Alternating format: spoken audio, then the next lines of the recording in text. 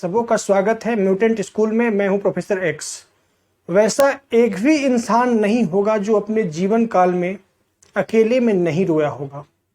आपको ऐसा इंसान ढूंढना काफी मुश्किल होगा जो अपने जीवन काल में अकेले में नहीं रोया होगा।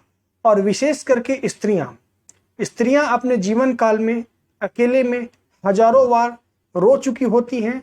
आज इसी का पूरा मनोविज्ञान समझेंगे कि इंसान क्यों आखिर अकेले में रोता है और इस अकेले में जो रोने की प्रक्रिया है क्या इसे कम किया जा सकता है और ये अकेले में रोने की प्रक्रिया का वजह क्या है। आइए इसके मनोवैज्ञानिक कारणों को बारीकी से समझें।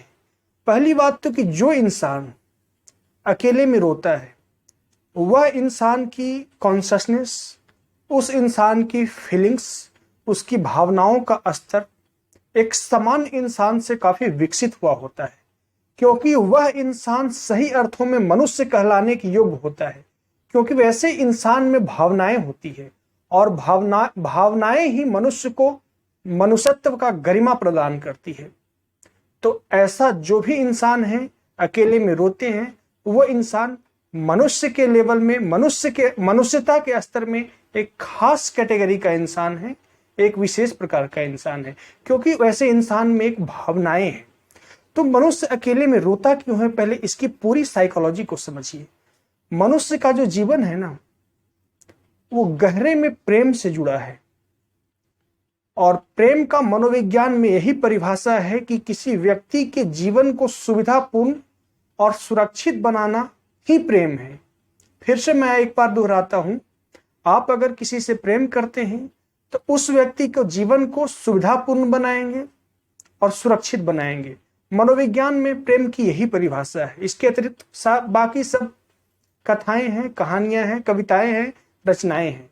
प्रेम एक ही चीज है कि आप किसी के जीवन को कितना सुविधापूर्ण बना पाते हैं, जीवन को कितना सुरक्षित बना पाते हैं। और इन्हीं दो बातों पे पूरी फिलॉसफी, पूरी साइकोलॉजी लिखी जा सकती है, विकसित की जा सकती है कि किसी के जीवन को सुरक्षित बनाना क्या होता है। उससे पहले आपको जीवन को जानना होगा। किसी भी व्यक्ति को जीवन को सुविधापूर्ण बनाना क्या होता है उससे पहले भी आपको जीवन के बारे में जानना होगा और व्यक्ति के जीवन में कैसी सुविधाएं होती है वो सारा जानना होगा। तो आप समझ गए कि प्रेम क्या होता है, इसकी मनोवैज्ञानिक परिभाषा। और जिस इंसान के जीवन में सुरक्षा और सुविधा खोता है वही इंसान अकेले में रोता है। तभी इंसान अकेले में रोता है। पुनः एक बार फिर से, जिस इंसान के जीवन में सुरक्षा और सुविधाएं ऐसा लगता है कि छीनी जा रही है, जीवन की सुरक्षा और जीवन की सुविधाएं छीनी जा रही है, तो वैसे तभी इंसान अकेले में रोता है। और मैं बता चुका कि अकेले में रोने वाले इंसान भावना प्रधान व्यक्तित्व वाले होते हैं। विशेष करके स्त्रियों में ऐसा ज्यादा गुण पाया जाता है।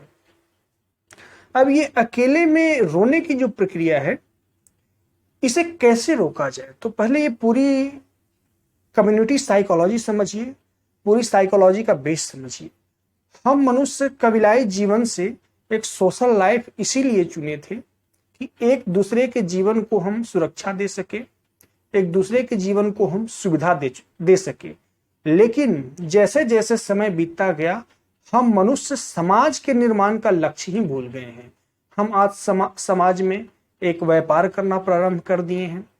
फायदे और नुकसान का सिर्फ एक कारोबार प्रारंभ हो चुका है और अपने फायदे और नुकसान के लिए किसी भी व्यक्ति के जीवन में क्या चोट या आघात पहुंचेगा उस चीज को हम इग्नोर कर देते हैं, जिसके फलस्वरूप किसी इंसान के जीवन से ऐसा प्रतीत होता है कि उसके इंसान से प्रेम को छीना जा रहा है, अर्थात उसके जीवन के सुरक्षा और सुविधा को छीना जा रहा है।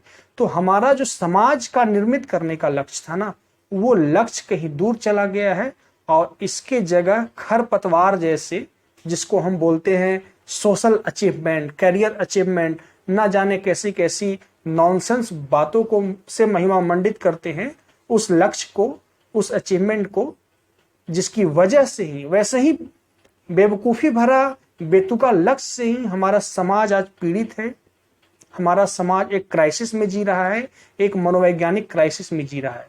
समाज का लक्ष्य यही था कि व्यक्ति के जीवन में प्रेम को देना, अर्थात सुविधा और सुरक्षा को देना, और ये हमारा समाज में खोते जा रहा है, जिसकी वजह से इंसान कभी कभी अकेले में रोता है। अब इस अकेले में रोने की प्रक्रिया को क्या इंसान रोक सकता है? विशेष करके मैं स्त्रियों के संदर्भ में थोड़ा बात कर लूं। वैसी कोई भी स्त्रियां नहीं है जो महीने में एक बार नहीं रोई होंगी अकेले में, चाहे वजह कुछ भी रहा हो। वजह मैंने बताया कि उसके जीवन से प्रेम छीने जाने का आभास होता है। प्रेम का मनोविज्ञान में एक ही अर्थ है कि आपके जीवन की सुरक्षा और सुविधाएं छीने जाने का भय हो रहा हो। तो स्त्रियां ज्यादातर इन चीजों को ज्यादा फेस करती है। इसके पीछे का सोशल रीजन है, क्योंकि वो आर्थिक रूप से स्वतंत्र नहीं है हमारे सोसाइटी में, और कई सारे रीजन्स है। मैं सामाजिक रीजन्स पे बातें नहीं कर रहा हूँ, मैं साइकोलॉजिकल रीजन पे बातें कर रहा हूँ। तो स्त्रियां भावनाओं के चंगुल में इस तरह से गुथी होती है, और गुथे भी क्यों ना, उसे प्राकृतिक ने ऐसी गुण दी है, क्योंकि जब तक स्त्री में भावना नहीं होगी तब तक उनमें मातृत्व का गुण नहीं आएगा। क्योंकि स्त्रियों में मां बनने की क्षमता होती है, एक मनुष्य के जन्म देने की क्षमता होती है। आप सोचिए, जो वृक्ष, जो स्त्री रूपी वृक्ष मनुष्य रूपी फल को जन्म देता है, अपने तरु में, अपने वृक्ष में मनुष्य रूपी फल को पैदा करता है, वो तरु की क्या महिमा होगी, वो स्त्री की क्या महिमा होगी। इसीलिए स्त्रियों में प्राकृतिक ने भावनाएं दी है, क्योंकि आगे चल के वो मां बनेगी, उसके अंदर ममत्व होना बहुत ही आवश्यक है, तभी एक बच्चे का सही मनोवैज्ञानिक ढंग से पालन पोषण हो सकेगा। लेकिन वर्तमान समय में स्त्रियों में एक फेमिनिज्म का पागलपन आ चुका है। हर स्त्री एक पुरुष बनने की होड़ में लगी है, स्त्री स्त्री बनने की होड़ में लगी, पुरुष बनने की होड़ में ना लगे, पुरुषों की तरह एक्टिंग करने की होड़ में ना लगे। अगर इस होड़ में लगेंगी तो उसके अंदर का वो जो भावनाएं हैं वो दमित होंगी, वो अविकसित होंगी, और वैसी स्त्री से जो संतान पैदा होंगे ना, वैसे ही संतान पैदा होंगे कि वो संतान कई ऐसे व्यक्तियों के जीवन में अकेले में रोने का कारण बनेगा, कई ऐसे व्यक्तियों के जीवन में दुख देने का कारण बनेगा वैसे संतान। क्योंकि भावनाहीन स्त्री से जन्मा संतान ही भावनाहीन ही होगा।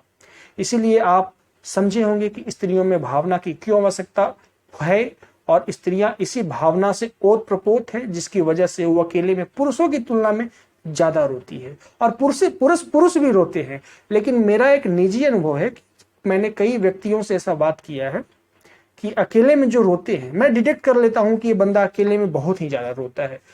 उसके पीछे दो कारण हैं, और ये कोई साइंटिफिक एविडेंस नहीं है, मेरा निजी अनुभव है। जिन व्यक्तियों का ब्लड ग्रुप O पॉजिटिव और B है, वो उन व्यक्तियों में मैं ज्यादा देखा हूं कि वो अकेले में रोते हैं।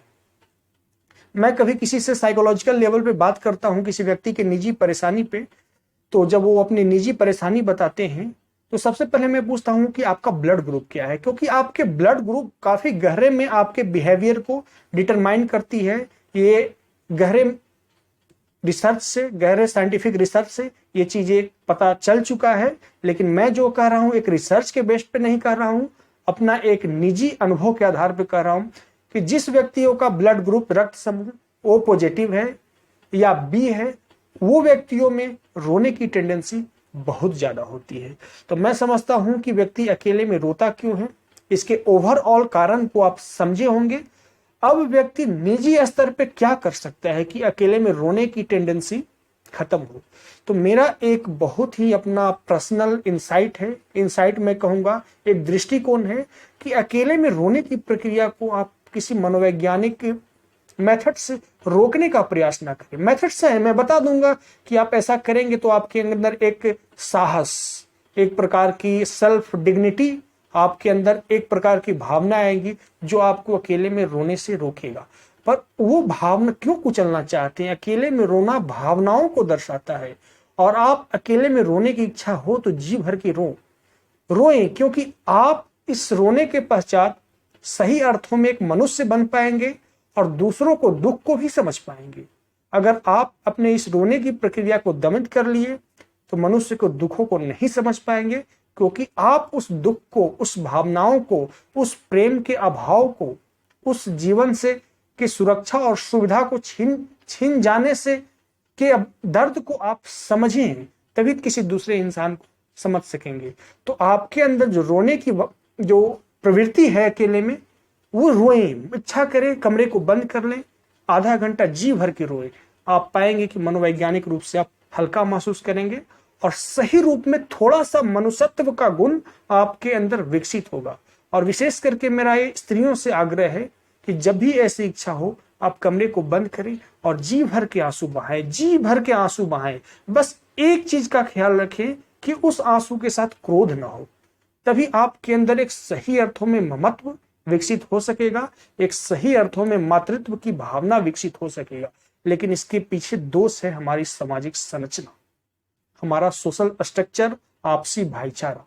तभी इंसान अपने जीवन में कुछ अभाव को पाता है तो रोता है। हमारा समाज का लक्ष्य क्या था, सब कुछ आप इस वीडियो में समझ सके होंगे। आशा करता हूं कि आप हमारी इस साइकोलॉजिकल बातों को समझे होंगे। कोई प्रश्न है तो नीचे छोड़ दे कमेंट में। अगर वो प्रश्न आपके महत्वपूर्ण होंगे तो मैं आगे वीडियो बना दूंगा उस पर, या काफी ही सधे हुए शब्दों में, वाक्यों में मैं आपको रिप्लाई कर दूंगा। रिप्लाई करने में मुझे 24 घंटे या 72 घंटे लग सकते हैं, पर सभी महत्वपूर्ण प्रश्नों का मैं रिप्लाई जरूर देता हूं, भले ही समय लग जाए। तो आप बने रहिए म्यूटेंट स्कूल पे। मैं म्यूटेंट स्कूल पे ऐसे ही मनोवैज्ञानिक बातें लाता हूं जो मनुष्य के जीवन के प्रति समझ को विकसित करता है। और म्यूटेंट स्कूल एक सामान्य व्यक्ति के लिए नहीं है, ये वैसे व्यक्ति के लिए है जिसकी चेतना थोड़ी विकसित हो चुकी है, जो जीवन से थोड़ा ऊपर उठ चुका है, सामान्य जीवन से थोड़ा ऊपर उठ चुका है। उसे ही म्यूटेंट स्कूल की बातें रास आएगी, एक सामान्य इंसान को नहीं आएगी। तो ऐसे ही मनोवैज्ञानिक महत्वपूर्ण बातों को जानने के लिए आप म्यूटेंट स्कूल के हर सेशन में शामिल हो। आशा करता हूं कि ये वीडियो आपको पसंद आया होगा, काफी कुछ समझने को मिला होगा। आज बस इतना ही। मैं प्रोफेसर एक्स आपसे लेता हूं विदा। वीडियो को देखने के लिए धन्यवाद।